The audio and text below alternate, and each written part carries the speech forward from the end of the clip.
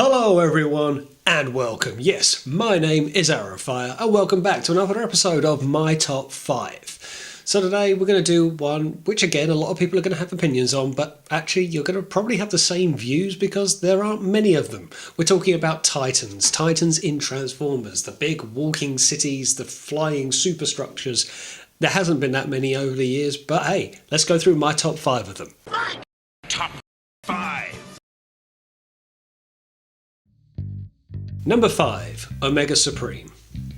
Yes, in my opinion, Omega Supreme is a Titan, and yes, I know that we have seen him fight against the likes of Devastator before and side by side with Superion, but you know, Transformers mass shifting. But he is a Titan, and I will not be taking further questions at this time. Now, Omega Supreme really as a character is quite one-dimensional and boring, and always would talk in this monotone structure.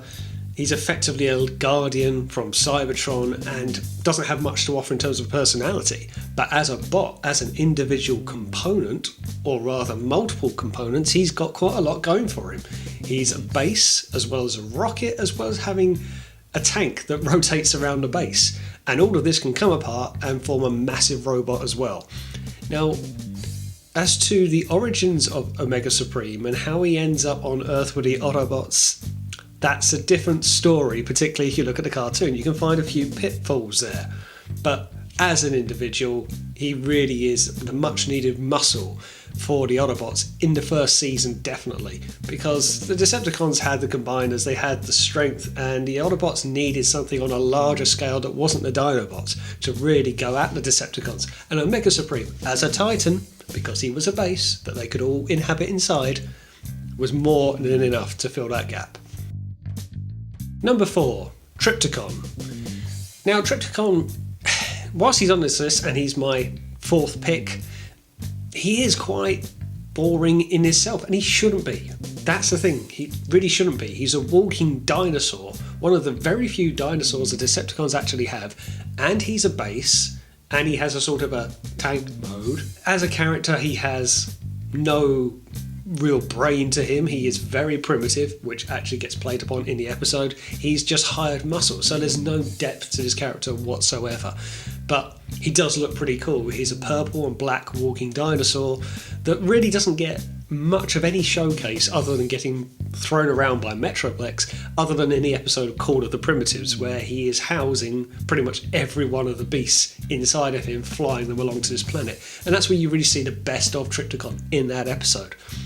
It is worth mentioning that TRYPTICON in the Fall of Cybertron video games was actually really good. He was the final boss at the end of the first game for War for Cybertron, and then you felt that as a boss he was a real big threat. You're facing a Titan, which maybe was a little bit smaller in that game, but he looked a bit different, he was a bit more updated, shall we say, but he was still very much the TRYPTICON threat, the big threat that always was.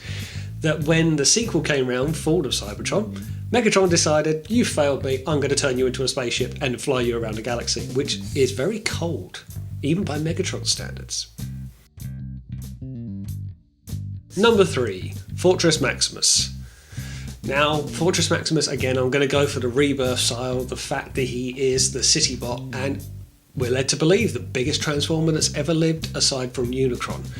Fortress Maximus was nothing more than a shell, particularly in the Rebirth cartoon, and that is to his detriment. You had Spike and Cerebros really driving this massive structure. How Spike can make a city bot near enough on his own, even with Nebulon technology, it seems a bit far-fetched, but as a character, and particularly back in his old toy from the 80s, it is still very memorable, and he is this guardian. He is the leader and protector, leader of the Headmasters, protector of Nebulos, and he is still this iconic being.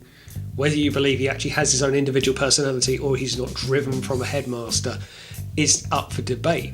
The fact he also comes with a massive sword that he carries around, which we saw reprised in the Titans Return mini web series that went out, and he is still very prominent in Transformers media. When you come into IDW side of it, they just did not make him a Titan whatsoever. He was Ultra Magnus size, he was a heavy bot, which was probably quite good for the context, and it's not outside the realms of possibility that comics would actually downsize from big titans and make them more individual characters with their hard man personas put into it. Gave them a bit more depth that really a big titan in terms of the comic page would not have.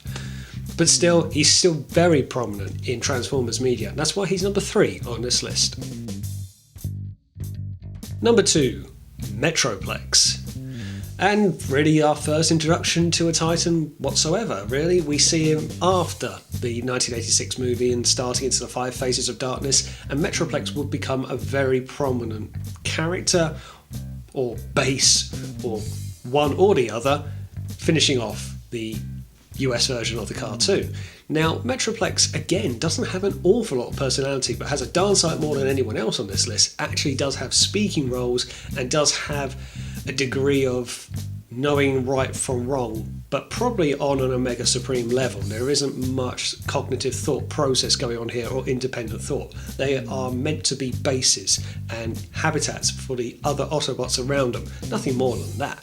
But Metroplex as a figure, as a toy, as an individual character has a lot going for it, despite being very bland in colour scale. Massive cannons and guns just hanging off him. The fact he can turn into this rolling base mode, which can also sometimes fly.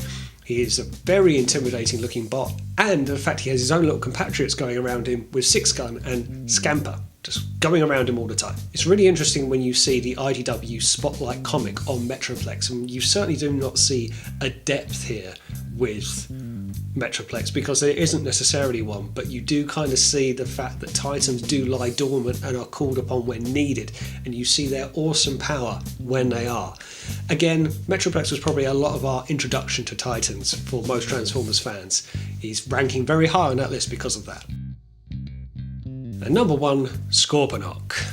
Well, it probably had to be, didn't it? I was running out of choices. Scorponok, though, is such an iconic character, really, from his inception.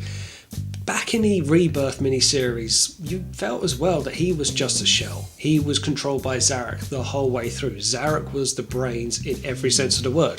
Scorponok would be this shell, this warrior, this warlord, but very much with almost little to no cognitive thought of his own. It wouldn't be until the comics would come around, the Marvel comics in particular, where you saw a much more sinister, deeper side to Scorponok. But again, he was not a Titan in the comics. He was Megatron side, and he wasn't a Titan in the comics. He was Megatron size, and he was the leader of the Decepticons, but really did flesh out the depth of that character. And really, since then, whenever you've seen Scorponok in other iterations of Transformers media, he hasn't been a Titan since. Even in the recent Netflix series, he would be crawling around in the Earthrise series where we see him, and he's big, but he's not a Titan. He's possibly just a bit smaller than Combiner. So even though he is one of the more popular characters and has a lot of depth to the character, it's surprising that in all his iterations since, we have not seen him as a Titan. But there we go, that is my top 5 Transformers Titans. What about you guys? Have I left any of yours out? Is there someone that is noticeably missing from this list, or do you just really want to tell me that Omega Supreme isn't a Titan? If you like, leave a note in the comments below. I'd love to know what you think. But thanks for watching, and as always, I will see you on the next one.